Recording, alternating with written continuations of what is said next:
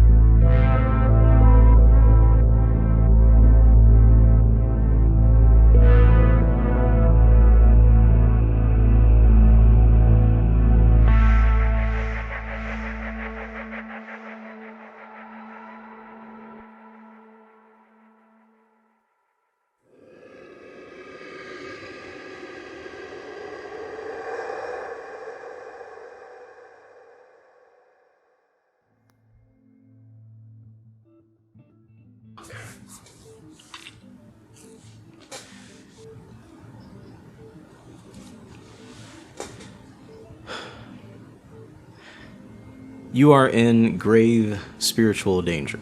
That's what my father told me when I told him I was working on this.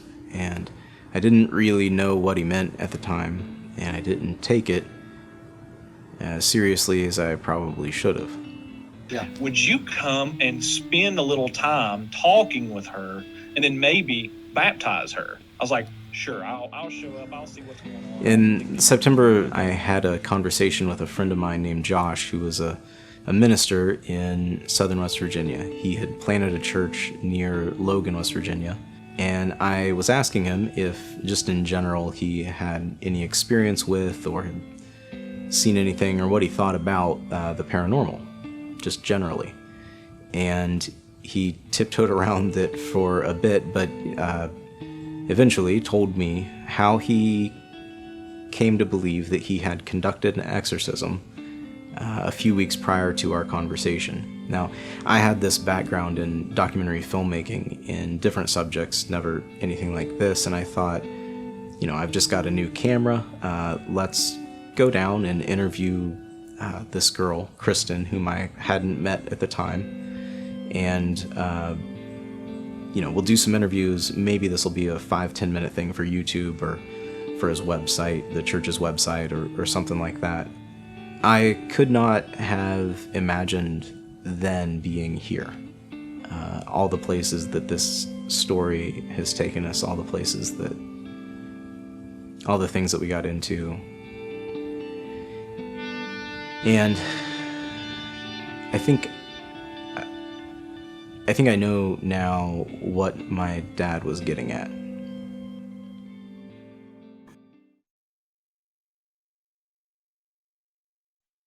I grew up in Unita, and my childhood was pretty normal. My dad was a foreman in the mines, and my mom stayed at home to raise me and my sister. And my childhood was really good. When I was a teenager, I was like 13 or 14. My parents went through like a really nasty divorce, and everybody just kind of went their own way. And so I went down this road of just rebellion, like I'd done whatever I wanted to do. I bounced around from family member's house to family member's house. I was never home. I pretty much moved out when I was 14. So you were in 6th or 7th grade when you met Kristin? Yeah. What was your guys' experience like at that age? What was Kristin like at that age? Well, she never liked authority or like rules. I didn't really either. And she didn't care if you didn't like that about her either. She's just really authentic. Like, she's always been real. It didn't matter how you felt about it. She was always going to be who she said she was going to be. And that's just her. I would say I started noticing a change in Kristin when my parents started having problems, even before their divorce. Probably when I was around 16, 17, she was already, partying. And then I moved out when I was 18, so, I wasn't really around her as much, but every time I seen her, I could just tell that, like, she's just getting more and more into it. Like, there's not a lot of pictures of us at that age because we were doing stuff that we shouldn't have been doing. Like, getting drunk at 13 and 14 years old. I know it's not normal, but that's what we did. She started being on her own at, like, a young age, 14, 15, like, she was just doing her own thing,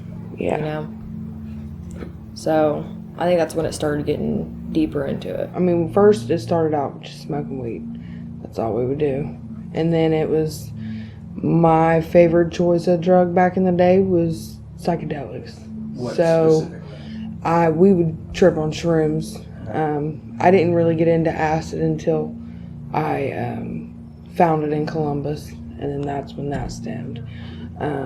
Cocaine. She liked opiates, and that was her big downfall with heroin. I was not a big fan of opiates. I don't like downers. But yeah, we used a lot together. Did she do any of the psychedelics with you? Yeah. Yeah. Yeah, for sure. And then from middle school, we worked together as lifeguards at waterways, and that is when she was in an abusive relationship. Like, I've seen her with marks all over her body. And that is when, like, she got involved in heavy drugs. But you wouldn't have known it. Like, I don't think if you didn't know her, you wouldn't have known that she was even doing them or running them or whatever.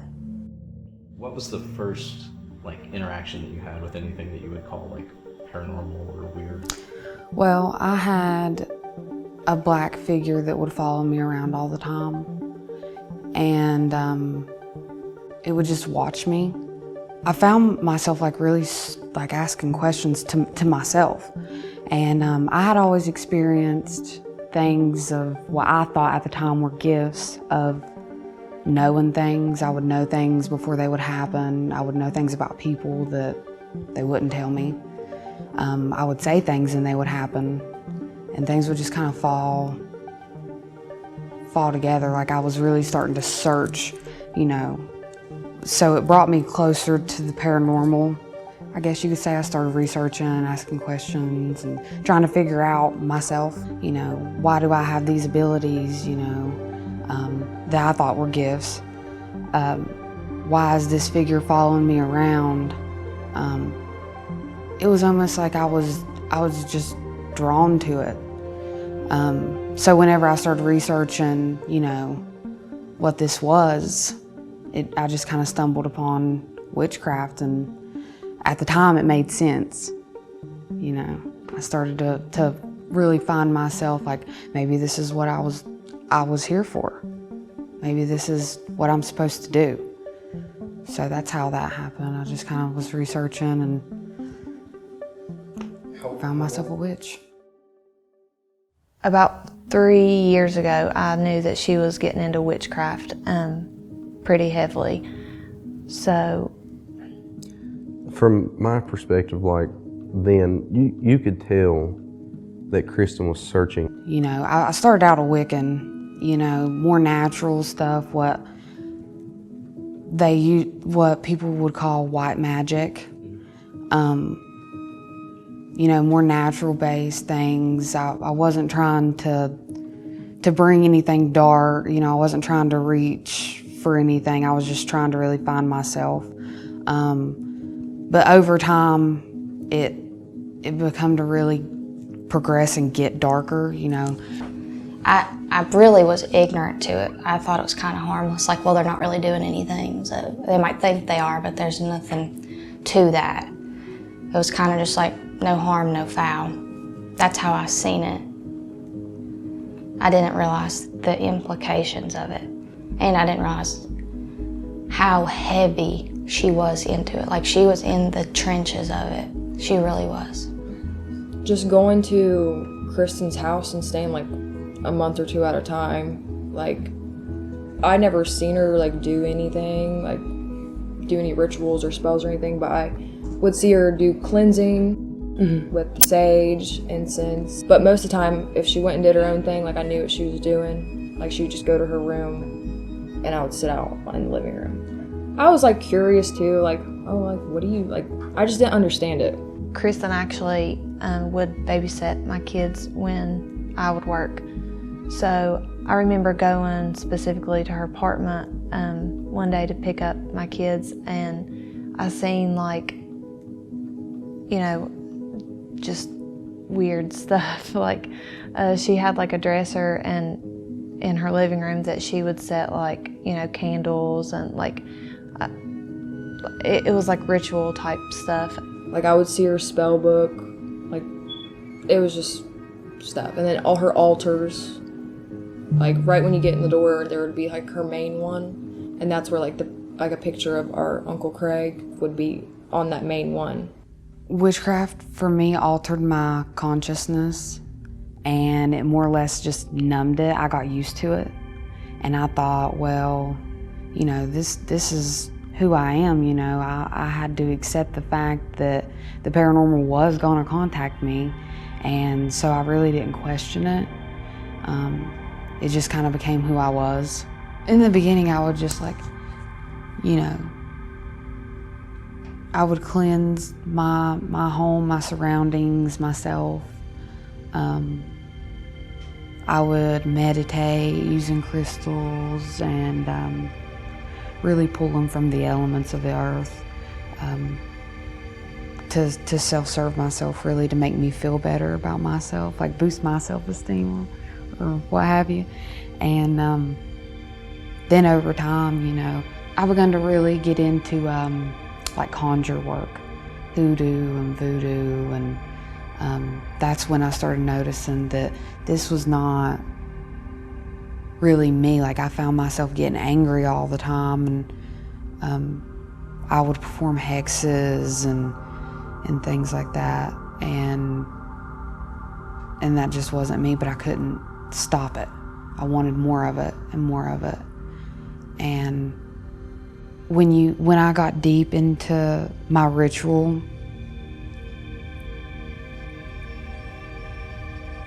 to say that I was on cloud 9 wasn't even, like, wouldn't even touch it. Like, I felt awakened. I felt such an adrenaline rush from all of it. But after time, that went away. And then I think that, you know, I tried to find that with drugs, really. I thought that I could control it, and then that's just not the case, because it begins to overtake you.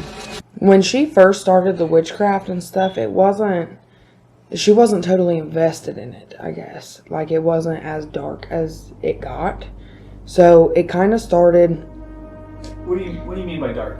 Well, it got pretty dark with her, I would say, because a lot of bad things started happening.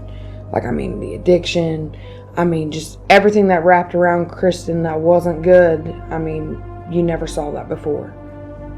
I'm a recovering heroin addict. I do think that it brought me closer to it in a way.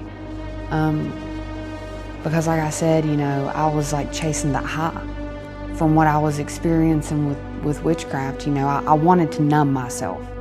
I didn't understand what was going on with me, and it just got out of hand. And, you know, the drugs I felt at the time was helping with that, because it was, you know, I didn't want to experience it, and I couldn't control it. So I just felt, you know, what do you do? and I stayed with them. Well, I stayed with them for like almost a month. Okay. And that was like not this past October, the October before that. So 2019. Yeah, 2019. At any of the times that you were down there visiting, staying with her, did you ever see anything supernatural or paranormal while you were with her? Mm-hmm. My cousin came from Ohio and stayed at my house. She was like, your house is completely haunted. Like, you know, it would push her around. It's like it didn't want anybody around me. Just something just felt way off. Like the energy, like you could just feel it. Like something was watching you. You know, every step you would make, like you would just feel like you were being watched. Her daughter was like, she started crying in her room. And she said that there was a man standing by her closet. And I was like, well, I'm not going in there. We go to bed or whatever, and she calms her down. And in Kristin's room, where I would sleep at, there would be a window right here. And she had like black lace for like curtain, kinda. And I just noticed out of the corner of my eye, it was like these faces were like showing through, like popping through on the curtain. Like pushing through? Yeah. Or like you could just see like the print of their face, like the outline of it. And it was just white. And kind of glowy, but like just white. And I was like, Kristin, do you see that? And she's seen it too. So like we got up and we slept in the living room. And that whole night I just heard people like walking around. So I did not go to sleep that night. I began to find myself like just completely, like just such a dead soul. Like I really was. I couldn't control myself. I hated everything.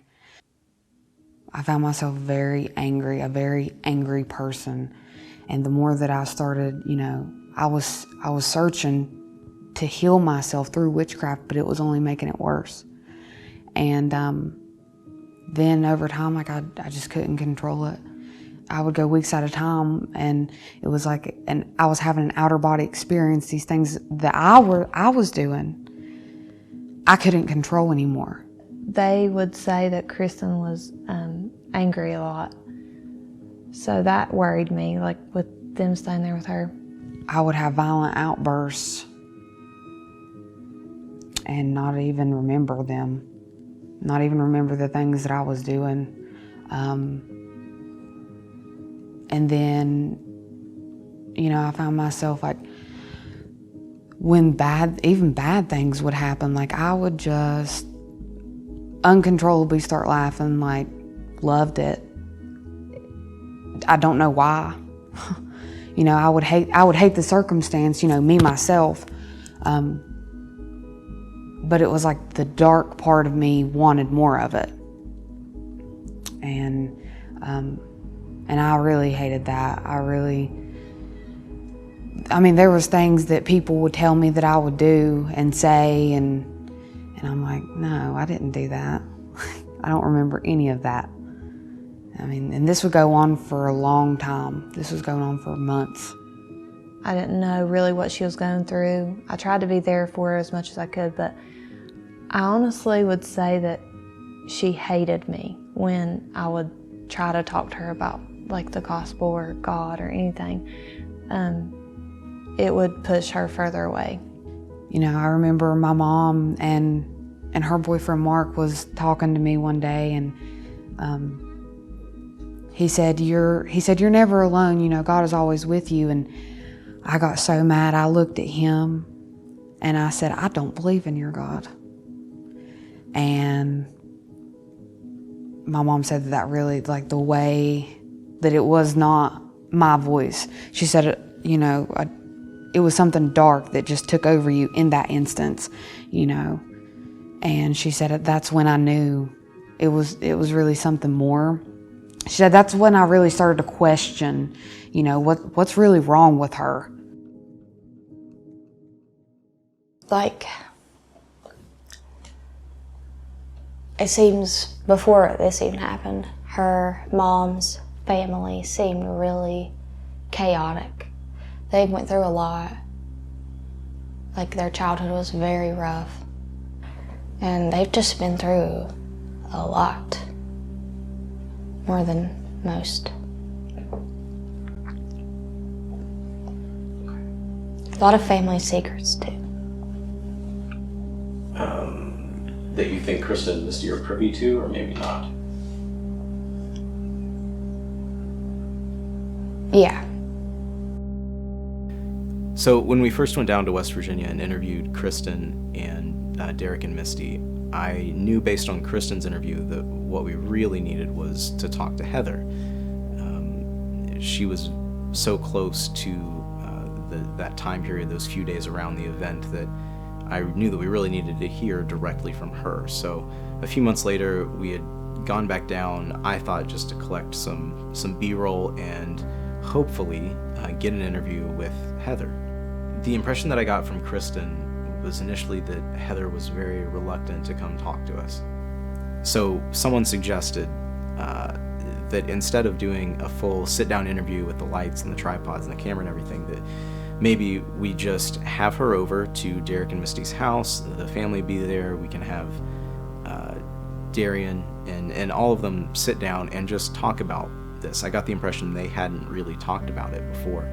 And I thought, you know, if it's between this and not getting to talk to her, we really need to talk to her. So, you know, we would just kind of slip into the background and try to follow the conversation as it happened kind of organically there with everyone. And so that's what we did. And it turns out there was a lot more reason for Heather's reluctance than just Kristin's story. I had Mark down, and Kristin she was so uneasy there at that house. She was pacing back and forth, and it was like she was so uncomfortable there. She wanted out of there bad. Well, I had my pocketbook and I was getting ready to take her home. And as we was leaving, Mark came into the dining room, and she finally sat down in the chair and she broke down, and she was, you know, crying and telling us that she was in the deepest, darkest place in her life. Mm-hmm. And she had never been in a place like she was, and that she was so alone. And she was sitting there with her head down, and she looked awful. And Mark looked at her and said, "Kristin, you're not alone. You're never alone. God is with you." And when she looked up and gritted her teeth and looked at him and said, it made her so mad, looked at him and said, "I don't believe in your God." That's when I knew. Was that in like her voice that was recognized? Absolutely not. No, it was not. It scared him. He turned around and he just walked off. And I mean, I knew, you know, I've heard that before. I've heard those voices before. And so we left, and that's when I took her on down to where Chase was. It was like that was her safe haven there, with all of the whatever it is they had going on. That's where she had to be.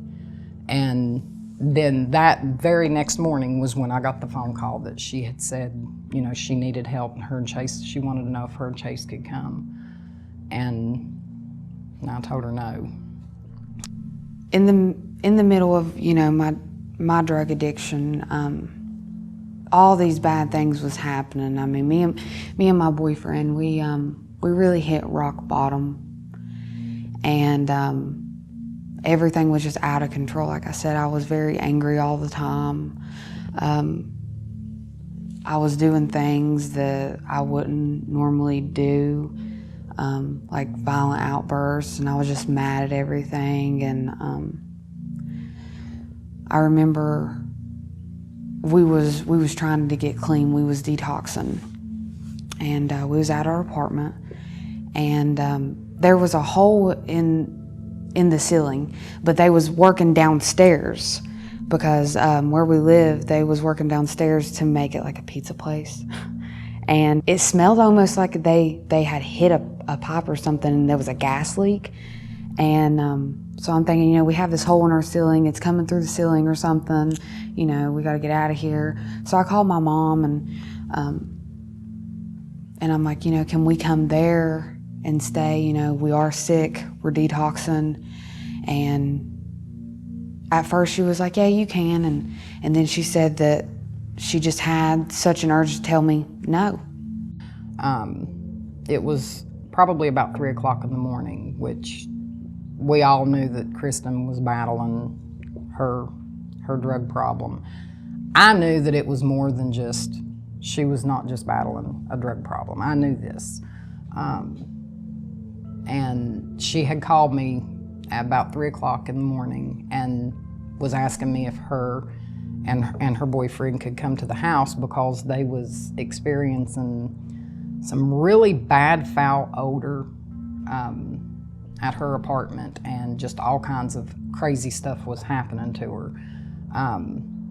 As a parent, it's very hard to turn your child down, but I knew that I had to, you know. I mean, I felt like that I was, if I did allow them to come to my house, that it was just enabling them.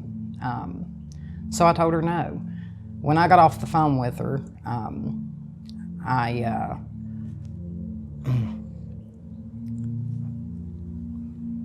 yeah, we might want to wait a minute.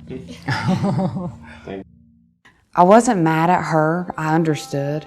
I was like, okay, well, and I was sitting on the steps and I heard Chase, he asked me, you know, what did she say? And I just said, we have nobody.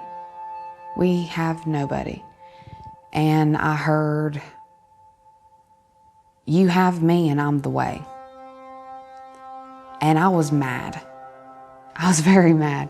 I guess I knew, you know, that was God reaching out to me, you know, and it just made me mad. So I got up and I go in the house and I sit on the couch and I'm just sitting in the dark. You know, I'm just broken. And I hear, remember, loving Jesus is like having $1 million and I want to share it with you. And years prior, me and my cousin had sit down and was like, you really don't understand what you're doing with this witchcraft. Like, she was like, the only way that I can explain it to you is like, it's like having $1 million and I want to share it with you. And nobody knew that conversation. And it was like how we're sitting here talking. It was plain as day. And I just got up, I said, okay, you win, I'm yours, you know? And so I ended up going to my mom's anyways. You know, I'm going through the house at this time, I'm grabbing everything.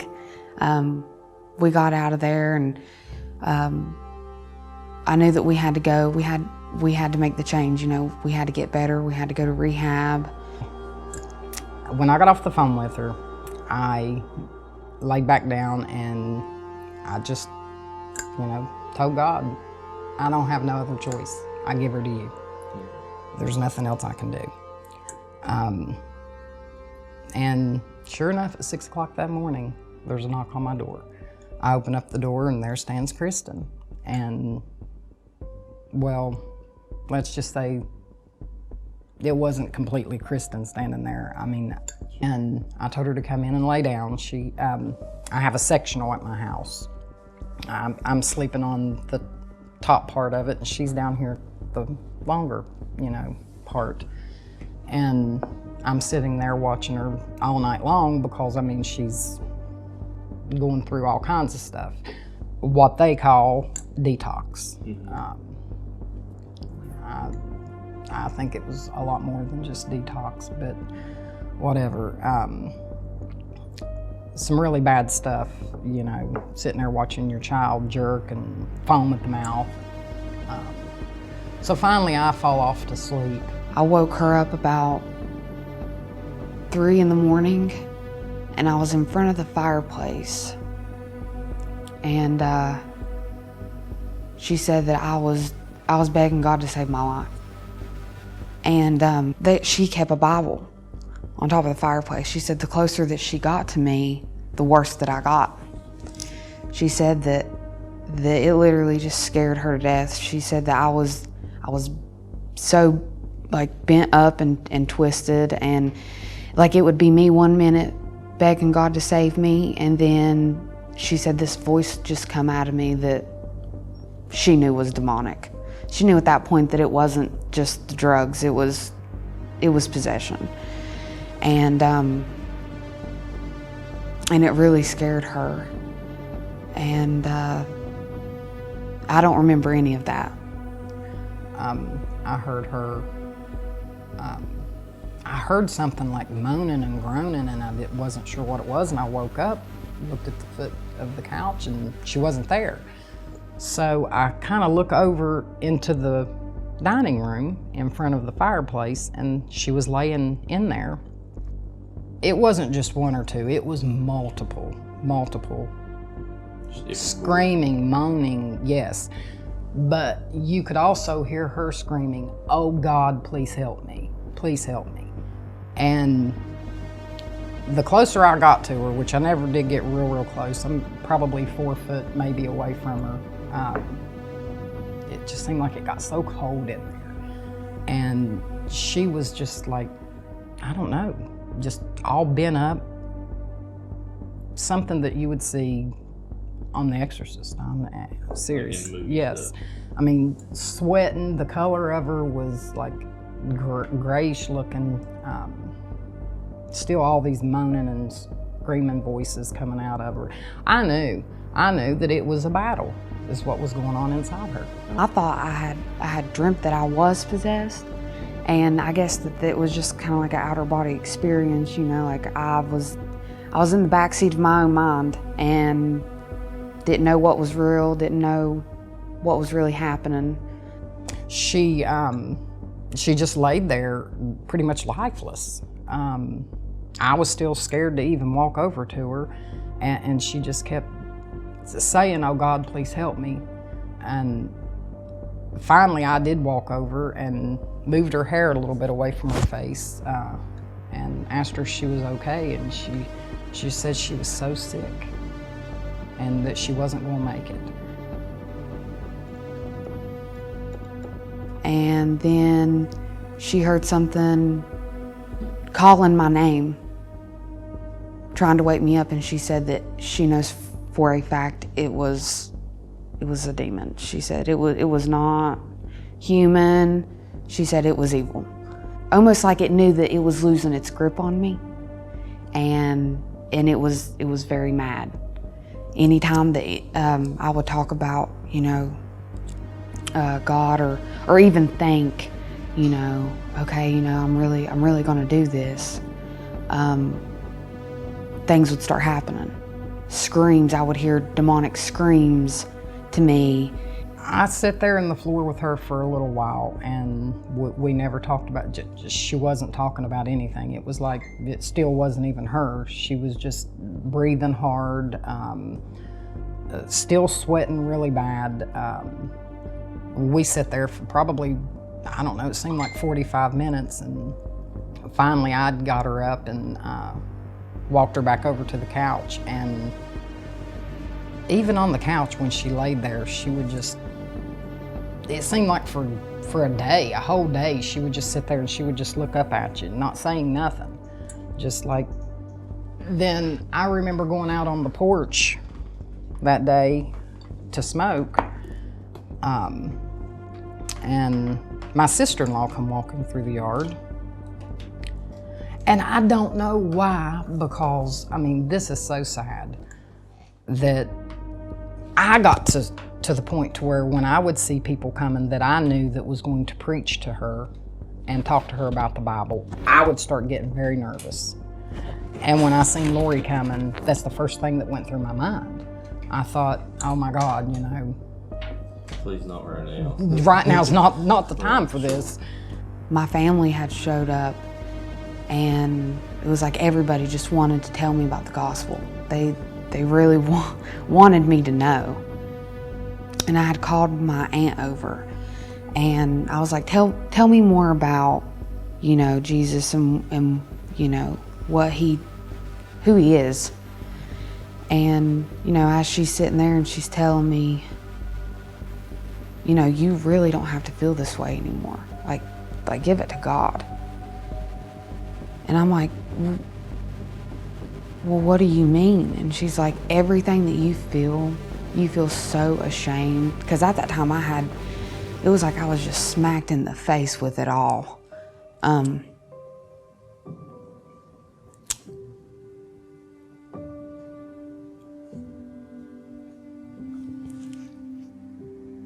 Sorry.